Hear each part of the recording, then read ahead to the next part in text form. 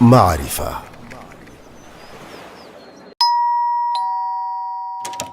السلام علیکم علی، خوش آمدید. میں تو تمہارا ہی انتظار کر رہا تھا. تشریف رکھو. شکریہ حسام. اور تمہاری کمپنی کیسی چل رہی ہے؟ الحمدللہ بہت اچھی چل رہی ہے. یہ تو بڑی اچھی بات ہے. چند دنوں پہلے میری ایک بینکر کے ساتھ میٹنگ ہوئی تھی. میری تجارتی ضرورتوں کے لیے وہ مجھے اپنی بینک سے مالی خدمات حاصل کرنے کا مشورہ دے رہا تھا. اور جب کبھی مالی خدمات کا ذکر آتا ہے میرا ذہن اسلامی فائنینس کی طرف جاتا ہے. ایسی بات ہے؟ چنانچہ جب میں نے سنا کہ بینک کارپوریٹ کمپنیوں کو سودی فائنینشیل سروسز فراہم کرتے ہیں تو میرے ذہن میں سوال آیا کہ کیا اسلامی بینک بھی کسی قسم کے فائنینشیل سروسز فراہم کرتے ہیں؟ اچھا. میں نے اس کے بارے میں تحقیق کی اور مجھے پتہ چلا کہ اسلامی بینک مختلف کارپوریٹ فائنینس سروسز فراہم کرتے ہیں، جیسے اسلامی کارپوریٹ پروڈکٹس، اسلامی بینک گارنٹی، اسلامی لیٹر آف کریڈٹ، اسلامی ٹریڈ اور سنڈیکیٹ فائنینسنگ پروڈکٹس. لیکن میرے ذہن میں چند سوالات تھے، چنانچہ میں نے تمہیں آج ملنے کے لیے کہا. تم صحیح کہہ رہے ہو. اسلامی بینکس بھی کارپوریٹ کمپنیوں کو فائنینشیل سروسز فراہم کرتے ہیں. یہ تو بڑی اچھی بات ہے. اب لیٹر آف گارنٹی یا اسلامی بینکس کی ضمانت کو ہی لے لو. اچھا. گو کہ شریعت کے لحاظ سے جس کمپنی نے فائنینس لیا ہے یہ اس کی ذمہ داری ہے کہ اس نے جہاں سے قرض لیا ہے اسے ادا کر دے. لیکن شریعت اس بات کی اجازت دیتی ہے کہ اصل مقروض کے بجائے کوئی تیسرا فرد اس مقروض کی جانب سے قرض دار کو ضمانت فراہم کرے. اچھا ایسا ہے. قانونی طور پر ایک بینک گارنٹی بینک کی جانب سے جاری کردہ ایک تحریری ضمانت ہے جو چند شرائط سے بندی بھی ہو سکتی ہے اور بغیر کسی شرط کے بھی جاری کی جا سکتی ہے. اس تحریری ضمانت کے مطابق ضمانت دینے والا بینک اپنے گاہک کی جانب سے قرض ادا نہ کرنے یا معاہدے کی خلاف ورزی کرنے کی صورت میں قرض دینے والے ادارے کو یا پھر معاہدے میں شامل دوسری پارٹی کو ضمانت کی رقم ادا کرتا ہے.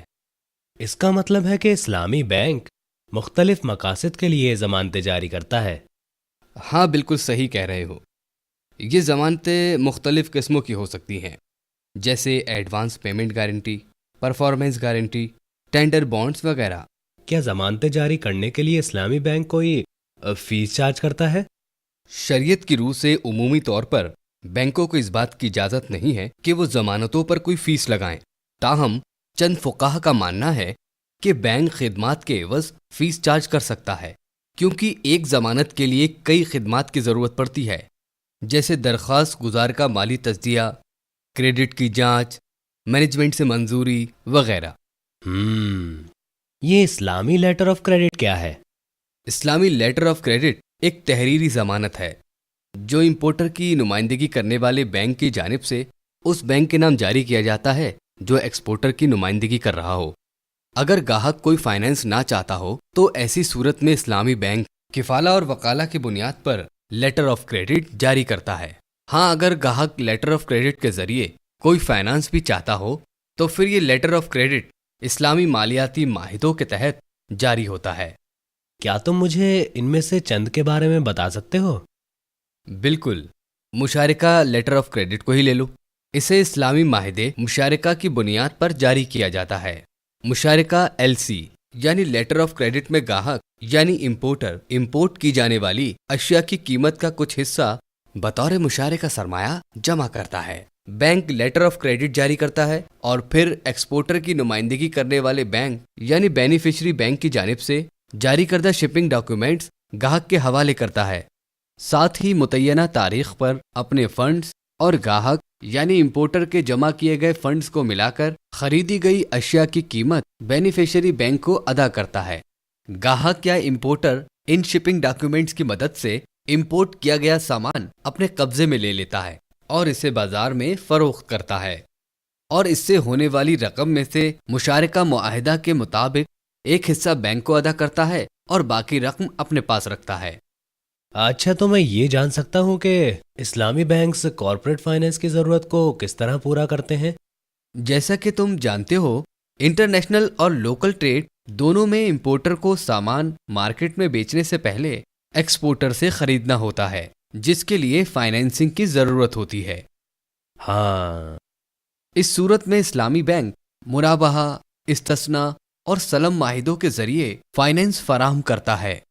अच्छा, गो कि मुझे मुराबाह की साख्त मालूम है, लेकिन मैं मुराबाह फाइनेंसिंग का मैकेनिज्म अभी तक समझ नहीं पाया।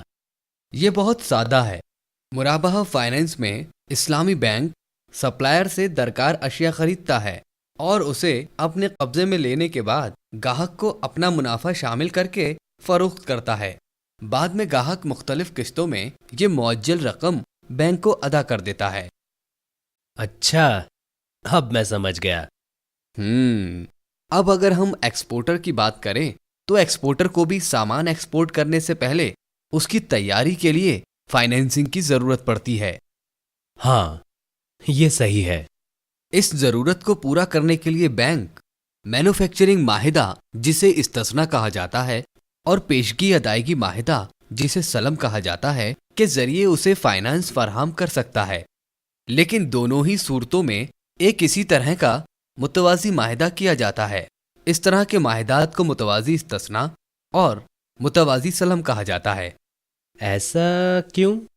ऐसा इसलिए है कि बैंक मैन्युफैक्चरिंग और तिजारती लेन देन में रास्त तौर पर शामिल नहीं है। अच्छा, इस पर किस तरह अमल किया जाता है? अमली तौर पर इस्लामी बैंक असल सप्लायर से इस्तस्ना माहिदे के तहत अशिया खरीदता है और फिर एक दूसरे इस्तस्ना माहिदे के तहत उसे अपने गाहक को फरोख्त करता है।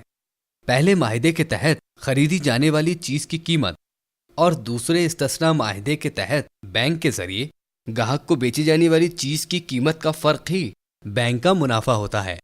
बेशतर सूरतों में दोनों ही माहिदात एक ही वक्त तय होते हैं, लेकिन साथ ही वो एक दूसरे से बिल्कुल आज़ाद होते हैं। एक और चीज़ जो मैं बताना भूल गया वो ये है कि कंपनियों को अपने रोज़ाना की माली सरगर्मियों को निपटाने के लिए और कारोबार को सही तौर पर चलाने के लिए फाइनेंस की ज़रूरत होती है। क्या तुम वर्किंग कैपिटल की बात कर रहे हो? हाँ, और इस्लामी बैंक वर्किंग कैपिटल की ज़रूरत को पूरा करने के लिए कमोडिटी मुराबहा, मुजारिबत और वकाला माहिदों का इस्तेमाल करते हैं। कमोडिटी मुराबहा और वकाला के बारे में तो मैं जानता हूँ, लेकिन मुझे पता नहीं कि मुजारबत को किस तरह फाइनेंसिंग में इस्तेमाल किया जाता है। ये बहुत आसान है। जिस प्रोजेक्ट में वर्किंग कैपिटल की ज़रूरत होती है, इस्लामी बैंक रब्बुल माल की हैसियत से 100% रकम देता है और कस्टमर मुजारिब की हैसियत से प्रोजेक्ट के इंतज़ामी उमूर को चलाता है। मुनाफा बाहमी रजामंदी से तकसीम किया जाता है, जबकि नुकसान पूरा का पूरा इस्लामी बैंक बर्दाश्त करता है। हाँ, मैं समझ गया। तुमने इस्लामी चालू खाते का भी जिक्र किया। क्या ये सूदी खाते की तरह ही है?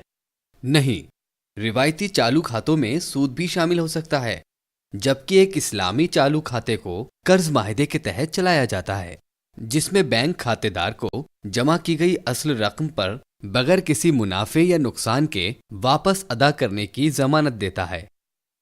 अच्छा, फर्ज करो एक गाहक को एक प्रोजेक्ट के लिए बड़े पैमाने पर रकम की जरूरत है, तो इस सूरत में इस्लामी बैंक्स क्या करते हैं?